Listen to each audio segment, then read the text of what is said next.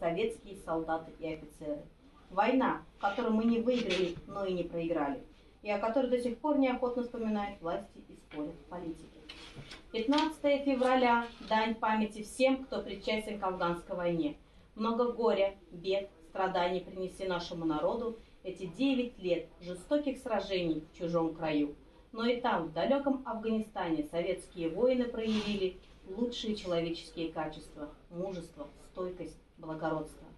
Мы не имеем права забывать войну в Афганистане. Приятельские отношения. Южный сосед первым в мире признал Советскую Россию.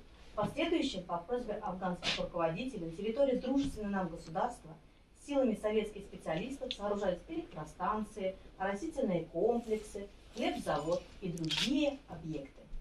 После государственного переворота, совершенного в апреле 1978 года, в Афганистане разгорелась гражданская война.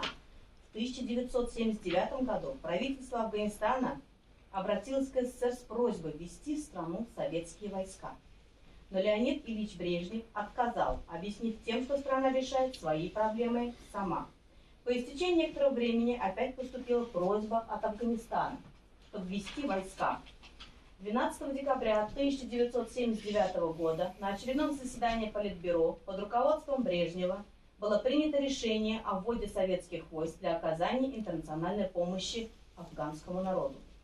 На горных заставах, в воздухе и на земле, в Герате и Кандагаре, Кундузе и Джалалабаде выполняли свой воинский долг наши соотечественники. Они попадали в засады и заживо горели в БТРах, глотали пыль дорог под перекрестным огнем пулеметов. Это они, рискуя собственной жизнью, вытаскивали с поля боя раненых. Это они, оставаясь один на один с врагами, прикрывали отход своих боевых товарищей. Наши войска выполняли следующие задачи. Охраняли автодороги, электростанции, обеспечили функционирование аэродромов, содействовали укреплению органов власти, проводили колонны с грузами, совместно с афганскими частями вели боевые действия против отрядов душманов.